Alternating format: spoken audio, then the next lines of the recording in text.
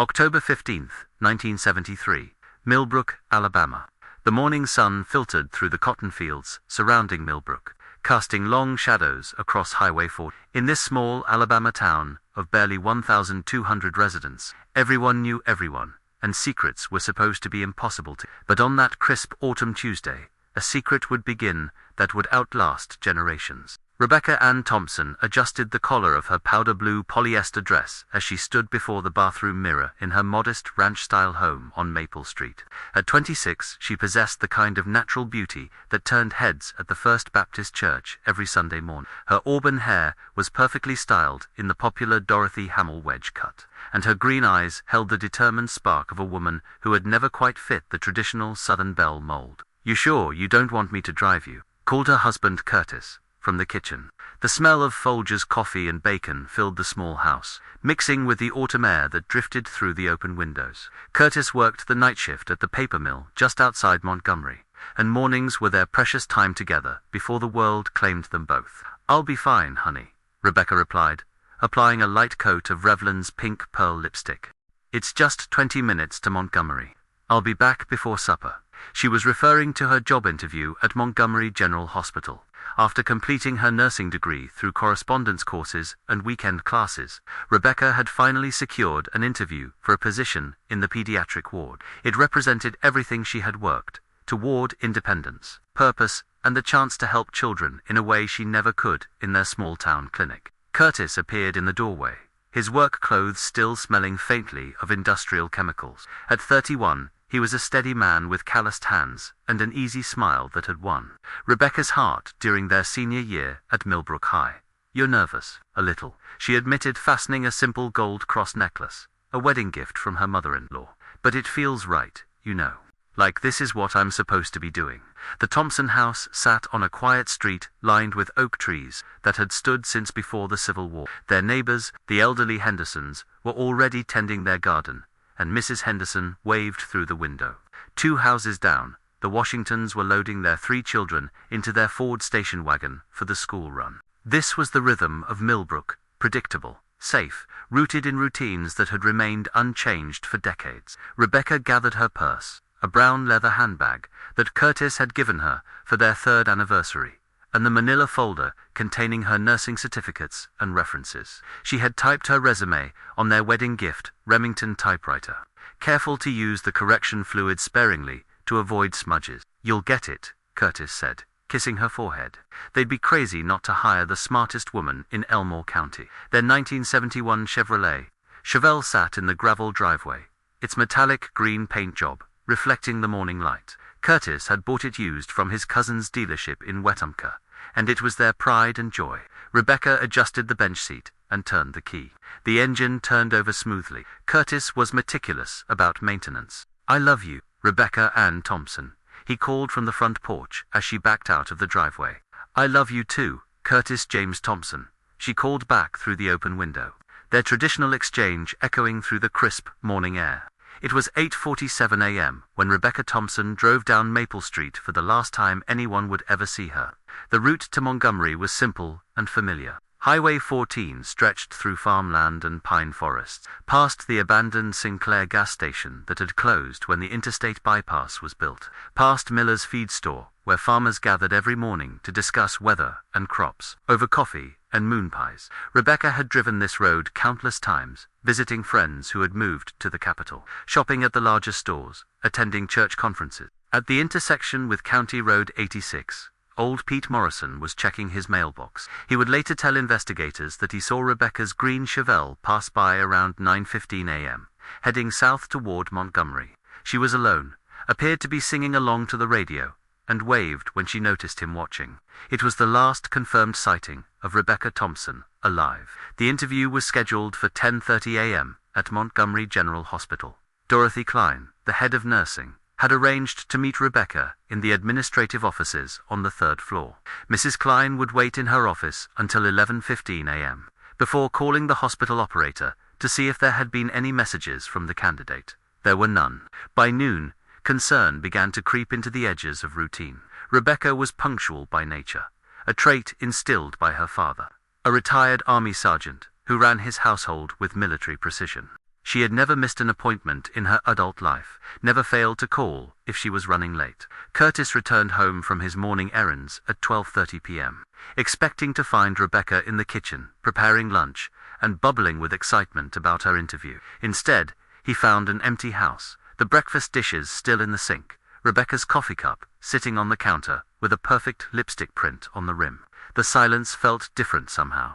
Not the comfortable quiet of a house temporarily empty, but something heavier, more ominous. Curtis checked the phone for messages. There were none. He called Montgomery General Hospital and spoke with Mrs. Klein, who confirmed that Rebecca had never arrived for her interview. A cold knot formed in Curtis's stomach as he dialed the Elmore County Sheriff's Department. Deputy Ray Hutchins, a family friend who had graduated 2 years ahead of Curtis at Millbrook High, took the call. "Now, Curtis, you know how women can be," Deputy Hutchins said in his slow Alabama drawl. "Maybe she got cold feet about the job.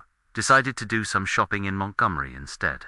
You know how they love those big department stores." But Curtis knew his wife. Rebecca wasn't the type to window shop when she had responsibilities waiting at home. She certainly wasn't the type to miss an important interview without calling. Something was wrong.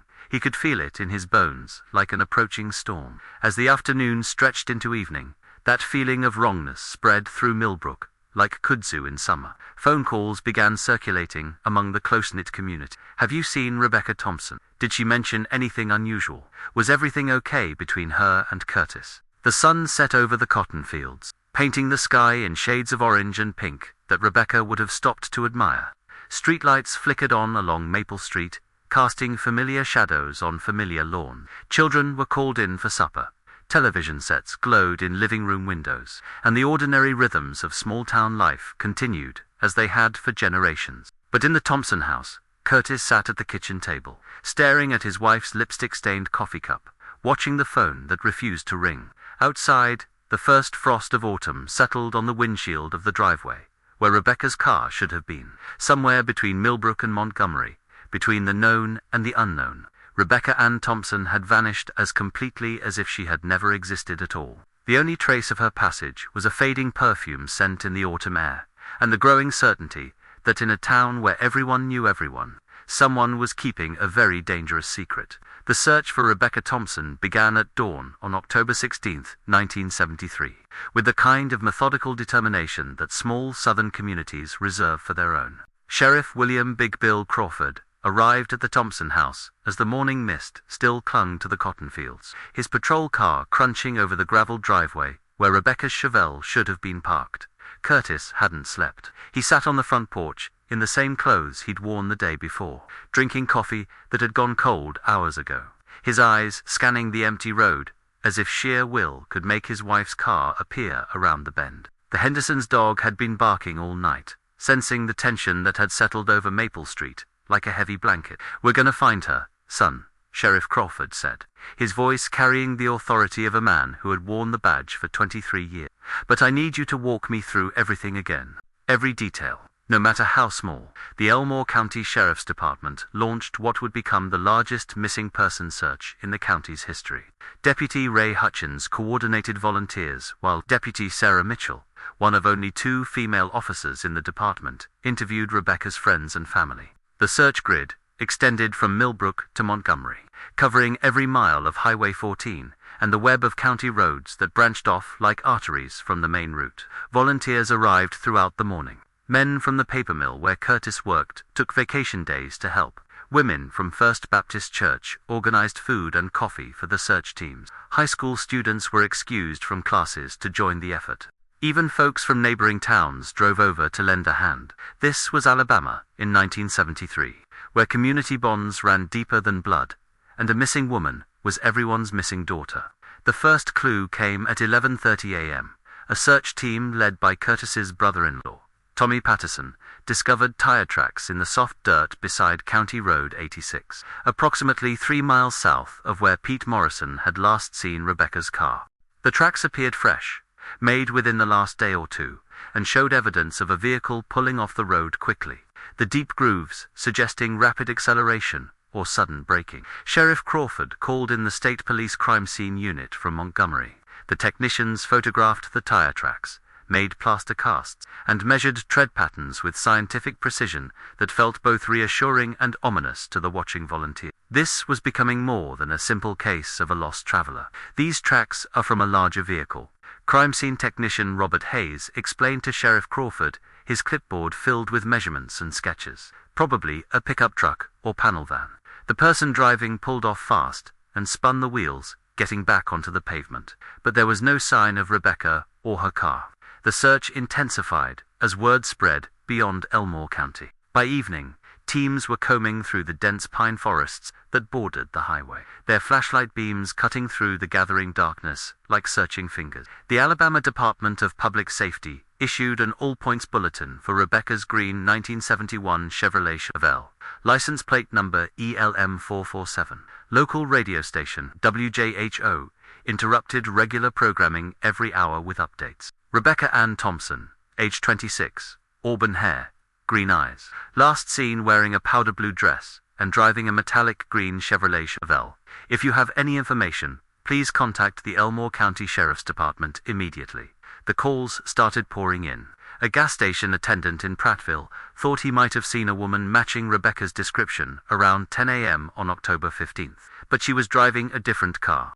A truck driver claimed he'd passed a green Chevelle broken down on Interstate 65, but when investigators checked, they found only an abandoned Buick that had been there for weeks. A psychic from Mobile called to report visions of water and tall trees, sending search teams to every creek and pond within a 50-mile radius. Days blurred into nights. The initial surge of volunteer energy gradually gave way to a more systematic, professional search. The FBI field office in Birmingham sent 2 agents to assist with the investigation. Agent Patricia Coleman, a specialist in missing persons cases, set up a command post in the Millbrook Community Center, covering the walls with maps, photographs, and timelines that would soon become as familiar as wallpaper to the investigators. Curtis threw himself into the search with an intensity that worried his family and friends. He barely ate, slept only when exhaustion forced him to collapse, and spent every waking moment either searching or planning the next search. His mother, Evelyn Thompson, moved into the house on Maple Street to make sure he didn't waste away entirely. "You've got to keep your strength up, honey," she told him, as she forced a plate of country ham and biscuits into his hands. "Rebecca's gonna need you strong when she comes home. When she comes home." The phrase became a mantra in Millbrook, repeated like a prayer in every conversation. Not if she comes home, but when. The community refused to acknowledge the possibility that Rebecca Thompson might never walk through her front door again.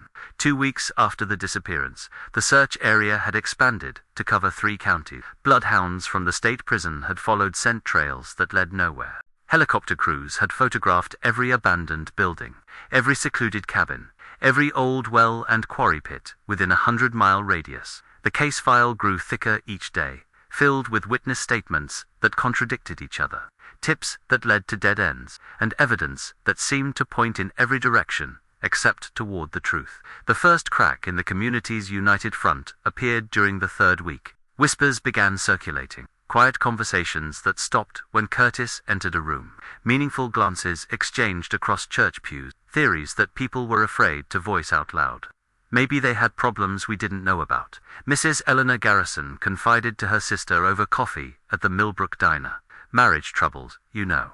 These young couples today, they don't work things out like our generation did." "That's ridiculous," replied her sister, May Collins. "Curtis Thompson worships the ground that girl walks on. Always has, since they were in high school." But the seed of doubt had been planted. In a town where gossip traveled faster than wildfire, the whispers multiplied and evolved. Some suggested Rebecca had run off with another man. Others wondered if she'd been planning to leave Curtis all along, using the job interview as cover for an escape. A few brave souls even questioned whether Curtis himself might know more than he was telling. Sheriff Crawford shut down these rumors whenever he encountered them. "Curtis Thompson is a victim here, not a suspect," he told anyone who would listen. "That man loved his wife more than life itself, and anyone suggesting otherwise needs to check their conscience." But privately, the sheriff was running out of leads. The tire tracks had been analyzed by experts at the state crime lab, but the tread pattern was common to dozens of different truck models. The FBI had interviewed everyone Rebecca knew, traced her movements for weeks before the disappearance, and found nothing unusual in her behavior or circumstances. Her bank account remained untouched. Her personal belongings showed no signs of preparation for travel. Agent Coleman maintained her professional optimism, but even she began to acknowledge the grim statistical reality. After 30 days, the chances of finding a missing person alive dropped significantly. She explained to Curtis during one of their regular briefings, "But we're not giving up. Cases have been solved after months, even years." As autumn turned to winter, the daily searches became weekly searches, then monthly searches. The command post at the community center was quietly dismantled. The FBI agents returned to Birmingham. The news crews that had descended on Millbrook like vultures moved on to fresher tragedies, but Curtis continued searching. Every weekend, every holiday, every free moment he had, he drove the back roads of central Alabama, stopping at every gas station, every diner, every truck stop, showing Rebecca's photograph to anyone who would look. The picture became worn and faded from handling. Rebecca smiling at their wedding reception, her eyes bright with happiness and hope for the future. The holidays were the hardest. Curtis's family tried to maintain traditions, but every Christmas carol felt like a funeral dirge, every celebration an insult to Rebecca's memory. He left her stocking hanging on the mantel, bought her favorite perfume, and wrapped it carefully, placing it under the tree alongside gifts that would never be opened. Spring arrived, with its usual Alabama intensity, dogwood blossoms and azaleas painting the landscape in brilliant colors that Rebecca would have loved. Curtis planted her favorite flowers in the front yard garden, marigolds and petunias in neat rows that he tended with obsessive care. Neighbors began to worry that he was slipping away from reality, lost in a fantasy that his wife would return to admire his handiwork. 1 year became 2, then 3.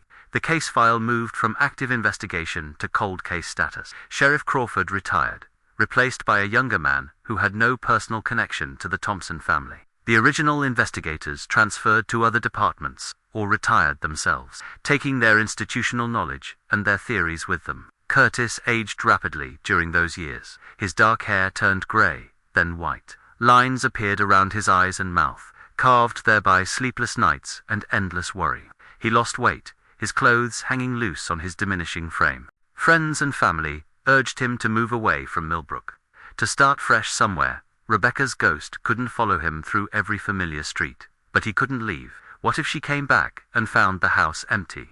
What if someone discovered new evidence while he was gone?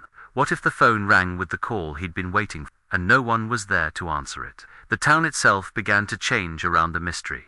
New families moved to Millbrook, attracted by the affordable housing and small-town charm. They knew nothing of Rebecca Thompson, or the tragedy that had once dominated every conversation. To them, Curtis was simply the quiet man who lived alone on Maple Street, who kept to himself and maintained his yard with military precision. But the older residents remembered. They watched Curtis with a mixture of sympathy and unease, unsure whether his vigil was touching or unhealthy. They whispered among themselves about the anniversary each October, when Curtis would place fresh flowers on the spot where Rebecca's tire tracks had been found, now overgrown with kudzu and wildgrass. By 1976, 3 years after Rebecca's disappearance, most people had accepted that she was gone forever. The search teams had been disbanded. The reward fund had dwindled to a few $100s. The case existed only in the sheriff's department files, and in the broken heart of the man who still set 2 plates at his dinner table every evening. But secrets have a way of fermenting in small towns, growing stronger and more dangerous with time. Somewhere in Millbrook, someone knew what had happened to Rebecca Thompson. Someone had looked into her green eyes on that October morning and made a decision that changed everything. Someone had answers to the questions that haunted Curtis's dreams and echoed through the empty rooms of the house on Maple Street. The silence had settled over Millbrook like morning fog, thick and impenetrable. But fog always lifts, eventually, and when it does, it reveals what has been hidden underneath. Time was running out for secrets, even in a town that specialized in keeping them. September 14, 1995, 22 years after Rebecca Thompson vanished, the Millbrook Community Center was scheduled for demolition. What had once been the heart of the town's social life, hosting everything from wedding receptions to high school graduations, had fallen into spit facilities, were built closer to the interstate. The building's bones were still solid, but decades of Alabama weather had taken their toll on the roof and foundation. Jimmy Patterson, Curtis's nephew, and now a successful contractor in Montgomery, had won the bid for the demolition work. At 38, Jimmy barely remembered his Aunt Rebecca. But he'd grown up hearing the stories, watching his Uncle Curtis age prematurely under the weight of unanswered questions. The family had long since stopped talking about the case, recognizing that hope had become a burden too heavy for Curtis to carry. Uncle Curtis might want some of these old things, Jimmy told his work crew as they began clearing out the building's interior. There's probably stuff in here from when they used it as the search headquarters back in the 70s. The attic space above the main hall had served as storage for decades. Church groups had stashed Christmas decorations there. The volunteer fire department had stored old equipment, and various community organizations had left behind the accumulated debris of small-town life. Dust motes danced in the shafts of September sunlight that slanted through the dirty windows, illuminating cardboard boxes, folded tables, and forgotten memories. Jimmy's crew chief, a weathered man named Dale Morrison, old Pete Morrison's youngest son, climbed the narrow stairs with a flashlight and work gloves. He'd been part of the original search for Rebecca Thompson as a 16-year-old volunteer, one of hundreds of teenagers who'd combed the forests and fields looking for any trace of the missing woman. Jesus, it's like a museum up here, Dale called down to Jimmy. I can see boxes marked Thompson's Search, 1973, way back in the corner. The boxes had been pushed far back under the eave, nearly forgotten in the shadows where the roofline met the floor. Cobwebs stretched between them like grey silk, and the cardboard had softened with age and humidity. Dale had to crawl on his hands and knees to reach them, his flashlight beam revealing 3 corrugated boxes sealed with yellowed tape. "Should I bring these down?" he shouted. "Yeah, Uncle Curtis might want to see what's in there," Jimmy replied.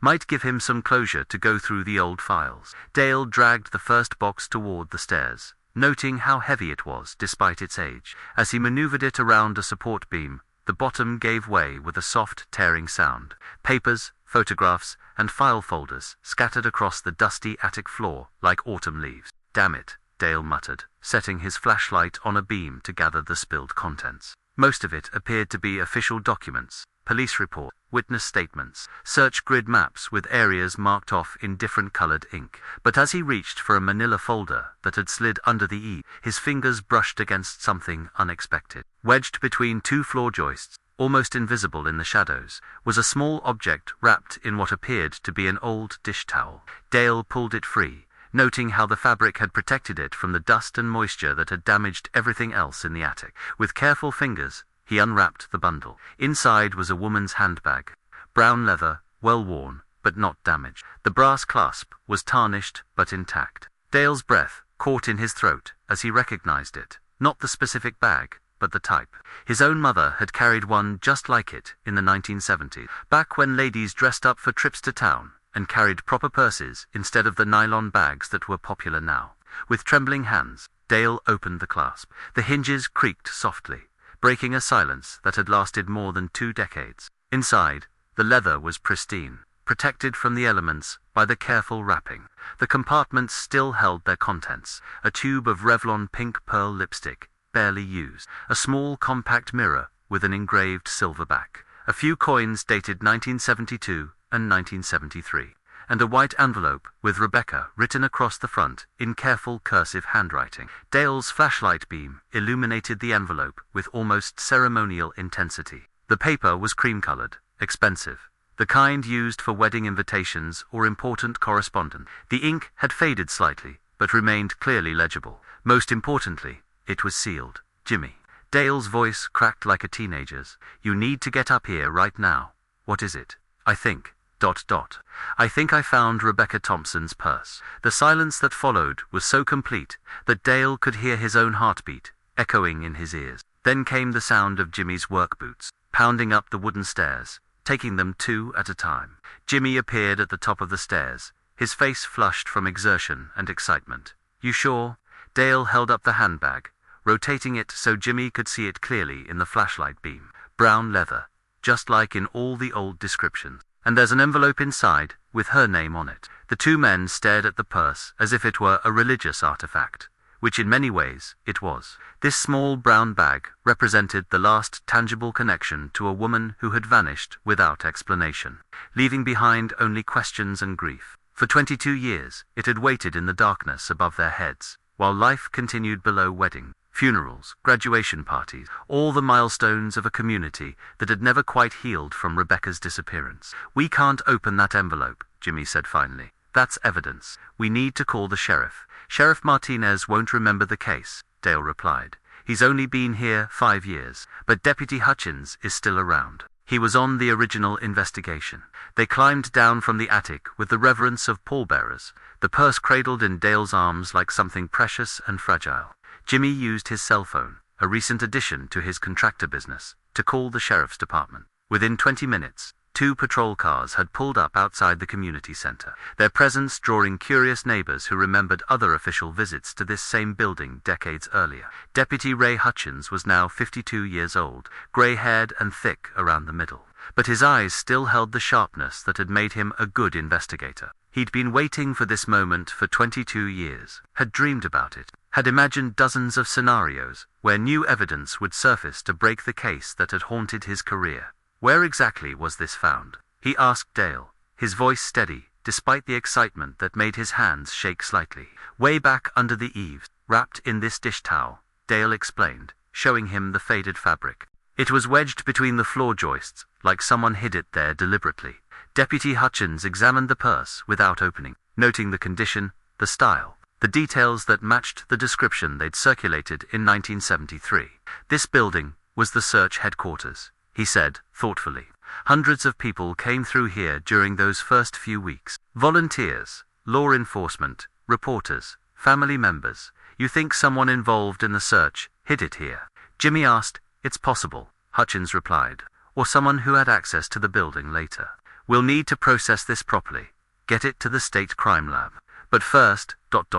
single quotes, looking at the 2 men who had made the discovery. "First, I think Curtis Thompson deserves to know that we've found something that belonged to his wife." The drive to Maple Street took less than 5 minutes, but it felt like an eternity. Deputy Hutchins had called ahead, asking Curtis to be home, not explaining why. The last thing he wanted was for Curtis to hear about the discovery through the Smalltown gossip network that could spread news faster than wildfire. Curtis Thompson was now 54 years old, his dark hair completely gray, his once sturdy frame bent by decades of grief and solitary living. He still lived in the same house where he and Rebecca had shared 3 years of marriage, still set to places at the dinner table, still maintained her garden with obsessive care. The neighbors worried about him, but they'd learned to respect his need for solitude. He met them at the front door, his eyes immediately focusing on the evidence bag that Deputy Hutchins carried. "You found something," he said simply. It wasn't a question. "We found Rebecca's purse," Curtis Hutchins said gently, "hidden in the attic of the community center. There's an envelope inside with her name on it." Curtis's legs gave out. He sank onto the front porch steps, his face draining of color as 22 years of suppressed hope and fear crashed over him like a tide. For a moment, no one spoke. The only sounds were the rustle of wind through the oak trees and the distant hum of traffic on Highway 14. "Is she?" Curtis began, then stopped, unable to finish the question. "We don't know yet," Hutchins replied, "but this is the first real evidence we've had since 1973. Whatever's in that envelope might finally give us some answers." Curtis stared at the evidence bag, his eyes tracing the familiar outline of the purse he'd watched Rebecca carry hundreds of times. "She was so excited about that interview," he whispered. "She had everything planned out, what she was going to say, how she was going to help those children. She never got the chance." As the afternoon sun slanted across the front yard, casting long shadows on the carefully tended marigolds and petunias, Curtis Thompson finally allowed himself to believe that the silence might be breaking. Somewhere in that envelope, sealed for more than 2 decades, lay a piece of the truth that had been stolen from him on an October morning when his world collapsed without warning. The past was about to speak. After 22 years of questions, Rebecca Thompson was about to provide her own answers. September 15, 1995, one day after the discovery, the Alabama Department of Forensic Sciences building in Montgomery looked nothing like the crime labs portrayed on television. It was a modest brick structure that could have housed an insurance office or small medical practice, its only distinguishing feature being the discreet sign beside the entrance. But within its walls, the most sophisticated investigative techniques available in 1995 were about to be applied to evidence that had waited 22 years for examination. Dr. Patricia Williams, the chief forensic document examiner, had handled thousands of cases during her 15-year career, but few had carried the emotional weight of the Thompson evidence. The entire state law enforcement community knew about Rebecca Thompson. Her case had become a cautionary tale about the mysteries that could swallow people whole, even in the supposedly safe confines of small-town America. The envelope seal is intact, Dr. Williams reported to Deputy Hutchins and Agent Coleman, who had driven down from Birmingham specifically for this examination. The paper is high-quality stationery, probably purchased at an upscale store. The ink appears to be from a fountain pen, which was less common by 1973, but still used by people who valued traditional correspondence. The examination room was sterile and bright, fluorescent lights eliminating shadows and revealing every detail of the evidence. Rebecca's purse sat on a stainless steel table, each item photographed and catalogued before removal. The compact mirror reflected the harsh lighting, creating brief flashes that seemed to carry Rebecca's memory into the present moment. The handwriting analysis will take several days, Dr. Williams continued, but preliminary examination suggests the writing was done by someone with a traditional education, probably someone who learned penmanship in the 1940s or 1950s. The pressure is consistent, indicating the writer was calm and deliberate.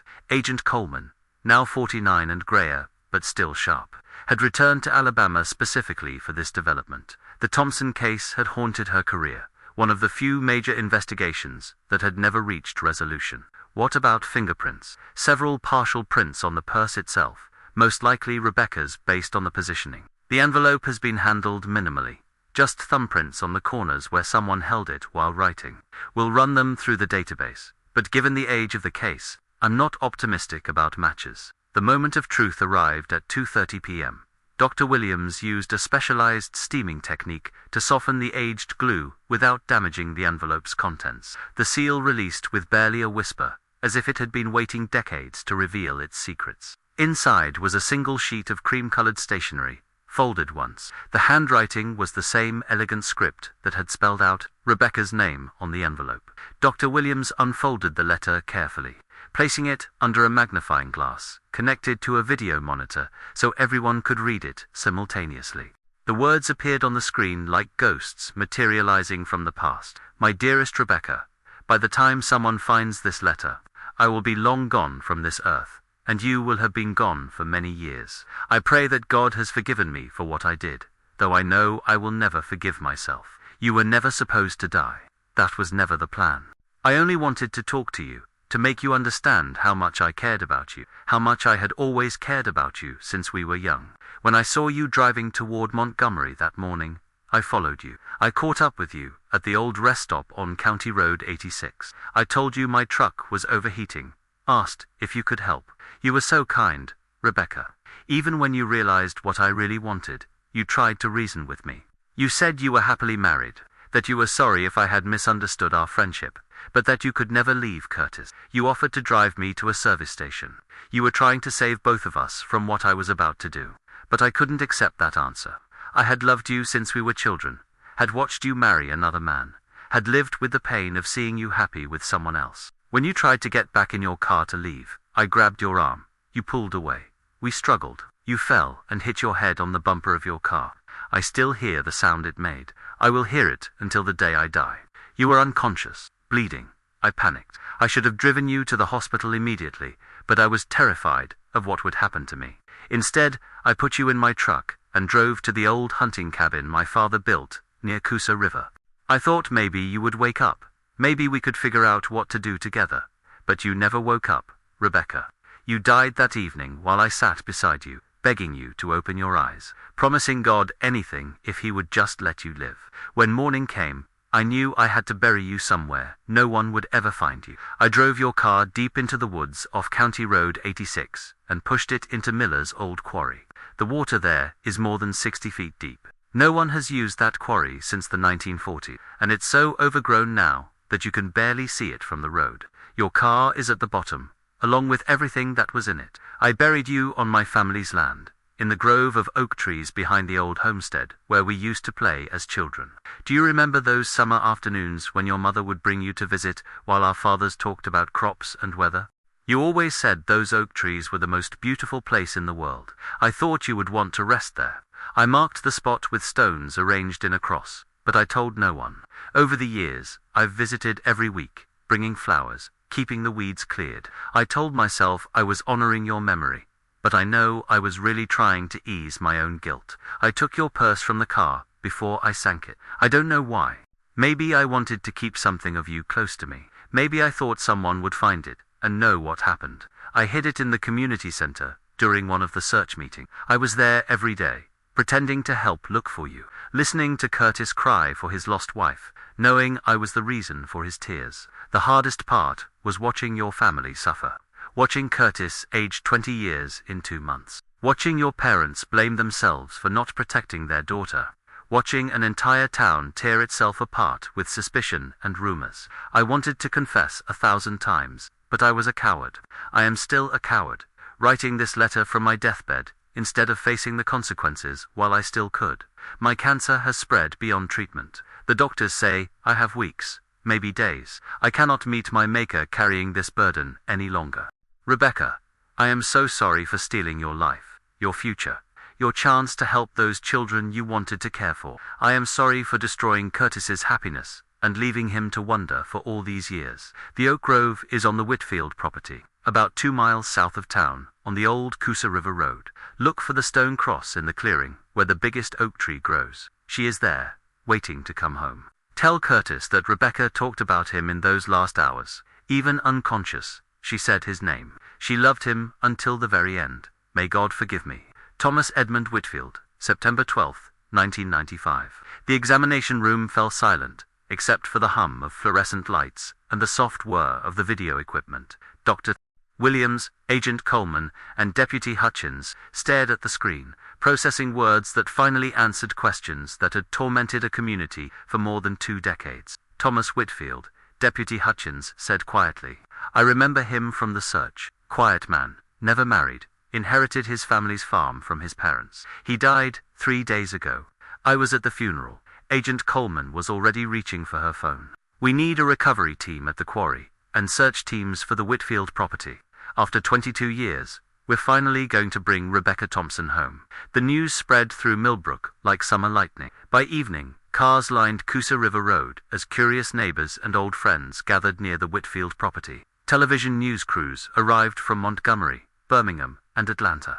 The story that had begun with a young woman's disappearance was finally approaching its conclusion. Curtis Thompson sat in his truck at the edge of the property, refusing to leave until they found her.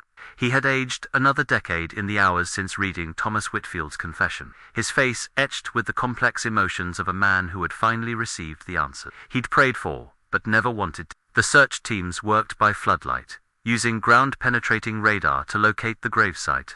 At 11:47 p.m. on September 16th, they found the stone cross in the oak grove, exactly where Thomas Whitfield had said it would be.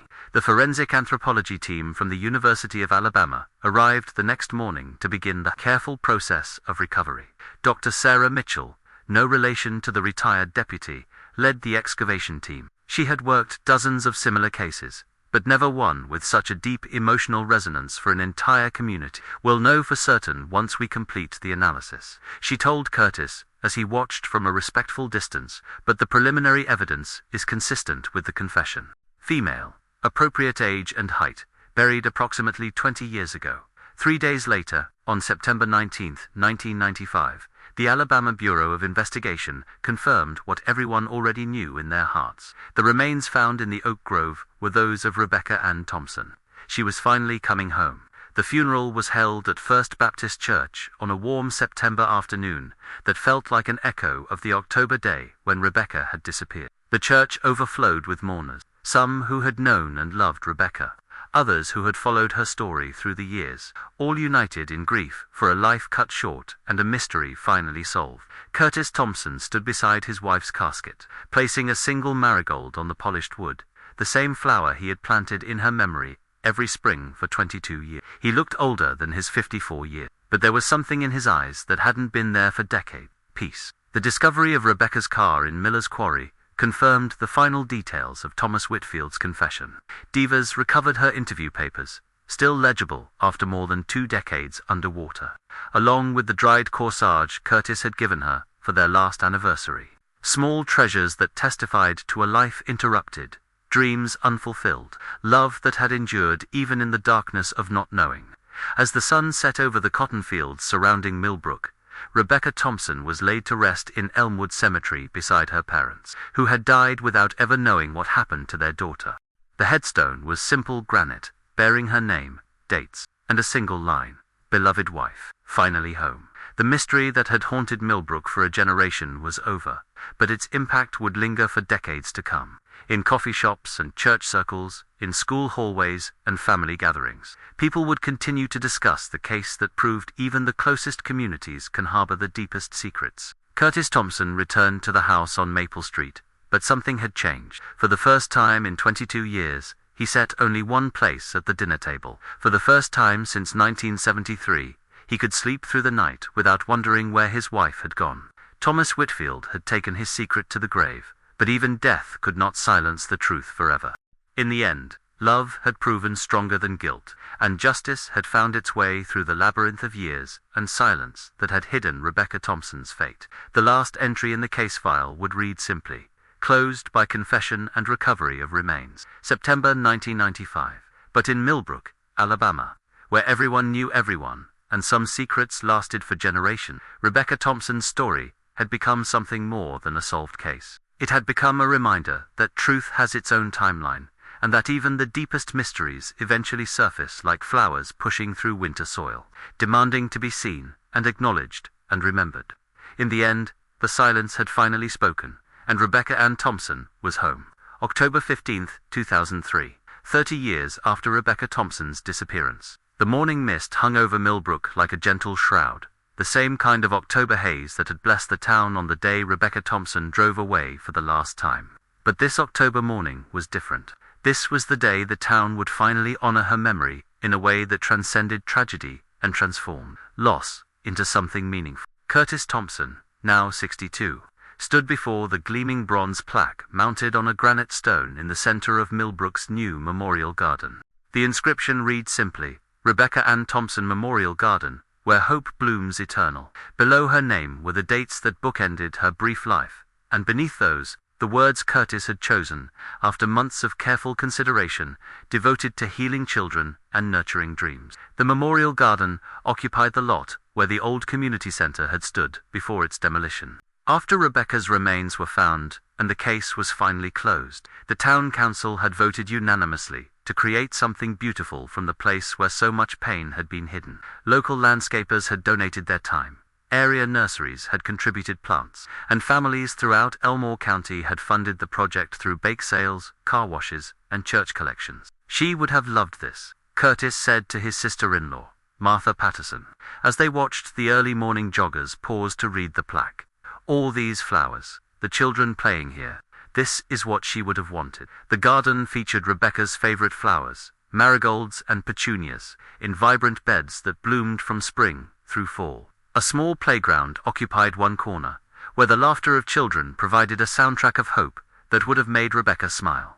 Benches inscribed with donors' names offered places for quiet reflection, while winding paths connected different areas designed for various ages and interests. But the garden was more than just a memorial. It had become the headquarters for the Rebecca Thompson Foundation, a non-profit organization that Curtis had established with the life insurance money he'd never been able to claim while she was missing.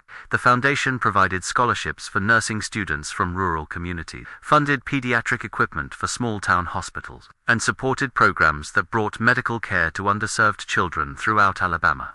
"We've awarded 47 scholarships since 1996, Curtis explained to the small group gathered for the 10th anniversary commemoration. 47 young women and men, who are now caring for children in hospitals and clinics across the state. Rebecca's dream of helping sick children is alive in every one of them." Among the gathering was Dr. Jennifer Morrison, Pete Morrison's granddaughter, and one of the foundation's first scholarship recipients. She had completed her nursing degree at the University of Alabama, and was now the head pediatric nurse at Montgomery General Hospital, the same position Rebecca had been interviewing for 30 years earlier. "Mrs. Thompson was someone I never met, but who changed my life," Dr. Morrison said during the brief ceremony. "Her foundation paid for my education, but more than that, her story inspired me to dedicate my career to the children who need us most." In a way, she's been my guardian angel throughout my entire nursing career.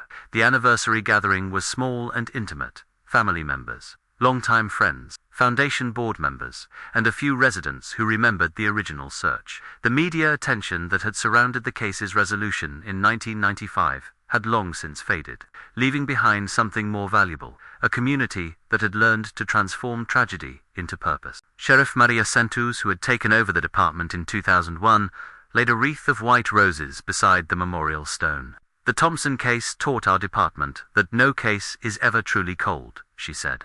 "Evidence can surface decades later. Witnesses can develop a conscience. And families deserve answers no matter how much time has passed. We keep that lesson with us in every investigation." As the formal ceremony concluded and the small crowd began to disperse, Curtis remained beside the memorial stone. This had become his routine every October 15th, a quiet moment of reflection at the place where Rebecca's memory lived on in bronze and granite and blooming flowers. Detective Ray Hutchins, now retired but still living in Millbrook, joined Curtis beside the memorial. At 70, Hutchins moved more slowly, but still carried himself with the dignity of a man who had dedicated his life to seeking justice for his community. "You ever wonder what she'd think of all this?" Hutchins asked, gesturing toward the garden and the children playing on the equipment. "Every day," Curtis replied, "but I think she'd be proud. We took something terrible and made it into something that helps people. That's what she would have done if she'd lived to make her own choices." The two men stood in comfortable silence, watching a group of preschoolers discover a butterfly among the marigolds. Their excited squeals and gentle attempts to follow the creature without frightening, it embodied the kind of pure joy that Rebecca had planned to nurture as a pediatric nurse. "The Whitfield family still feels the weight of what Thomas did," Hutchins observed. His nephews moved away after the confession came out. "Couldn't stand the looks, the whispers. I understand that, but it's sad. They weren't responsible for their uncle's choices." Curtis nodded thoughtfully. "I don't blame them. Thomas Whitfield was a sick man who made a terrible decision in a moment of panic. His family doesn't deserve to suffer for that. If Rebecca were here, she'd probably want to comfort them too. That's the kind of person she was." The forgiveness in Curtis's voice was genuine, earned through years of therapy, prayer, and the gradual understanding that hatred would have dishonored Rebecca's memory more than her killer's actions ever could. It had taken Curtis nearly a decade after learning the truth to reach this level of peace, but reaching it had freed him to honor his wife's life rather than just mourn her death. As afternoon approached, Curtis walked the garden's perimeter, checking on plantings and making mental notes about seasonal maintenance. He had become the garden's unofficial caretaker, arriving most mornings before dawn to water plants, pull weeds, and ensure that Rebecca's memorial remained as beautiful as her memory. The garden attracted visitors from across the region now. Families dealing with their own missing loved one, students researching cold cases, tourists following Alabama's historical trails. A small visitor center housed displays about the case, the investigation, and the foundation's work. But more importantly, it provided resources for other families facing similar tragedy. "People come here looking for hope," Curtis often told visitors. "They want to know that even when the worst happens, something good can still grow from it." Rebecca's story proves that love doesn't end with death, and that one person's dream can inspire others for generations. Late in the afternoon, as the October sun cast long shadows across the memorial garden, a young couple arrived with their toddler daughter. The woman carried a small bouquet of marigolds, and her husband held a folded piece of paper. Curtis recognized the ritual. This was how many visitors honored their own missing loved ones, leaving flowers and sometimes letters at Rebecca's memorial. "Excuse me," the woman said, approaching Curtis hesitantly. "Are you Mr. Thompson?" "Yes, ma'am, I am. I'm Sarah Williams. This is my husband, David, and our daughter, Emma. My sister disappeared in Georgia 5 years ago.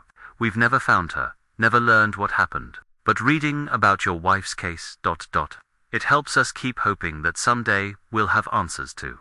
Curtis knelt down to Emma's eye level, smiling at the toddler, who was fascinated by the bronze plaque's shiny surface. "What's your aunt's name, sweetheart?" "Aunt Lisa," Emma replied solemnly, then brightened. "Mama says she's watching over me from heaven." "I'm sure she is," Curtis said gently, then stood to address the parents. "Hope is the hardest thing to maintain when someone you love disappears. But hope is also the only thing that keeps families together during the waiting." Don't let anyone tell you when to stop hoping.